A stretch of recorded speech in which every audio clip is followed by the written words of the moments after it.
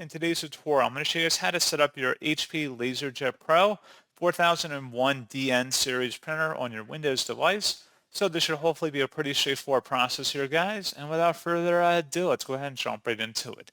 So all you have to do is open up a web browser, and into Google search, you want to search for HP LaserJet Pro 4001 DN support. Go ahead and search for that. Go ahead and select the HP LaserJet Pro 4001 DN printer. Go ahead and select that. And then you want to scroll down underneath the support category that says software and drivers. Go ahead and select that item in here. And now you want to select and expand the installation software and drivers section that says HP Easy Start software, includes options for remote solutions and tools via cloud connectivity, requires internet connection. Go ahead and select the download button for that.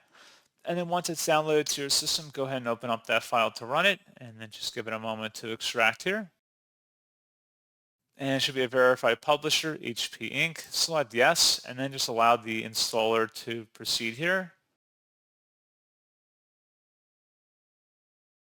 And then it should be welcome to HP Easy Start. If you want to have optional data enabled, you can. That may have implications when enabling certain features like remote connectivity, or if you're using the HP app, for example, when you're setting up printer connectivity from remote devices.